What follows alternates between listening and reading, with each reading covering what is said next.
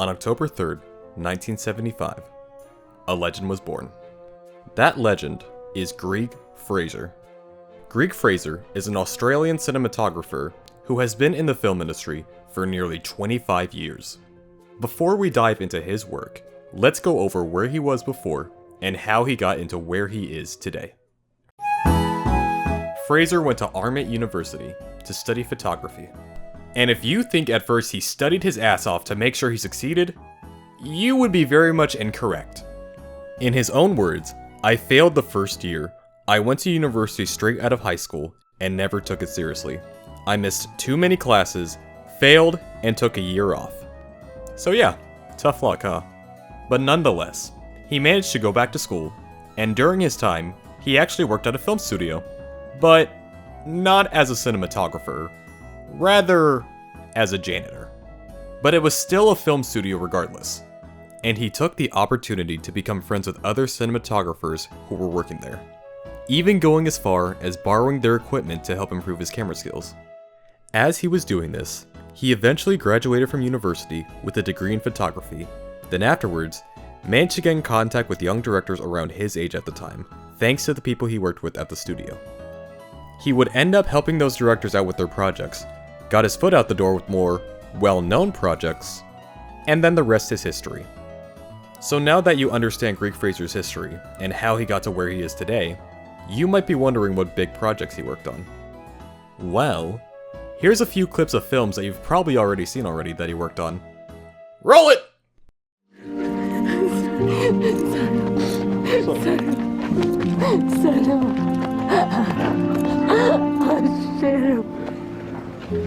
I'm sorry.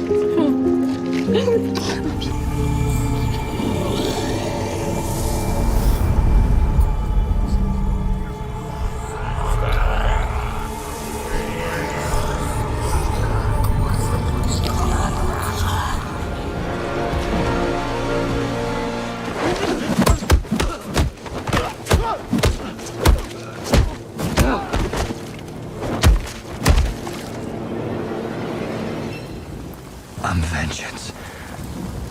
Damn. Now that is how you use a camera. Alright, cool. We now know the films he shot during his cinematography career. But what about how he shot them? Well, I'm glad you asked. Let's take a deep dive into that now, shall we? I'm gonna break this down into 3 sections: cameras, lenses, and lights. Ooh, let's not forget lights. So starting out with lights. A great thing about Greig Fraser is that he has this genius idea to use as least amount of lights as possible. But why is this? Well, not only does it save money on the budget, but also it makes things quicker to set up so that the production team are not wasting any time to shoot one particular scene and constantly worry about having the lighting look super pretty to the audience. One way he does this is by using negative fill to shape natural light to make it match well with the location the talent is in. Very smart guy if I do say so myself. For a list of the artificial lights he uses, he has experience with the digital Sputnik DS6, which helps with the color temperature very well, thanks to the different settings it has. He also uses cream source Doppio and Lightgear light map panels, which help with a more diffused sunlight look. Alright, let's talk about the lenses. He uses a different variety of lenses, but I'd like to share with you the important ones he used for the more well-known films. The lens that was used to shoot 99% of The Creator was a 75mm Kowa anamorphic lens.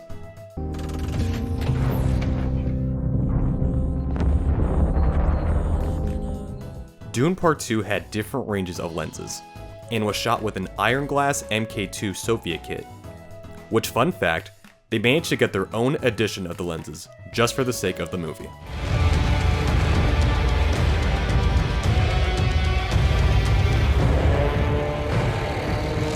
And last but not least, one of my personal favorites on this list. The Helios 44-2 58mm lenses were used for the chase scenes of the Batman.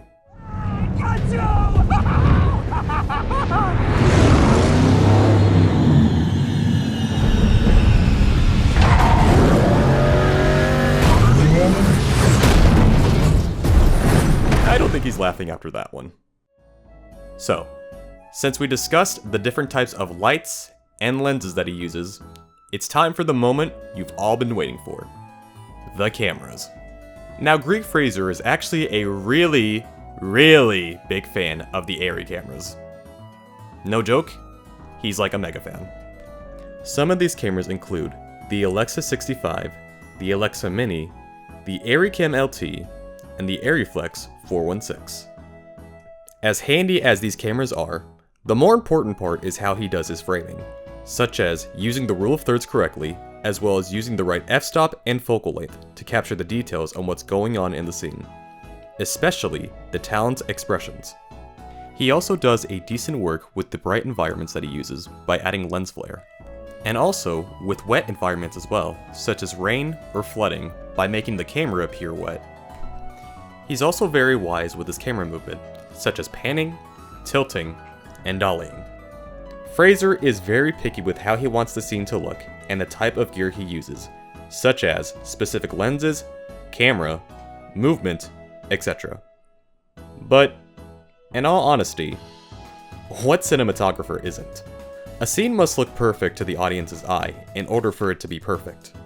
And that's exactly what Greig Fraser wants when working on these films.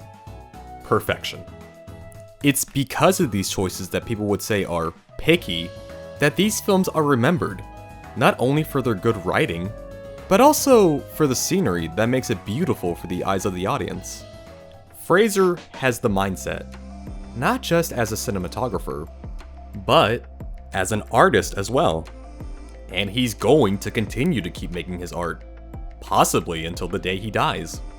And that's what makes Greig Fraser unique. He always comes up with ideas to the bare minimum, just to prove it's not always about spending a lot of money or wasting so much time on one thing just to make it look perfect. Because perfection can be achieved in many different ways. And he has done more than enough to prove that. Speaking of calling, Mum, I will return your call and I apologise. Lauren, all the friends and family celebrating around the world, and Melbourne, and most importantly, my wife Jodie. My children Felix, Leo, and Poppy. You know, allowing a middle-aged man to go out and play with his friends in the sand dunes for 6 months is pretty amazing, so thank you. I'll be home in time for dinner. Thank you, guys. That's all the time I have for this report. But let's end off with one final thing. There's always the temptation as a cinematographer to make the shot look as perfect as possible. But that's really about it. See ya.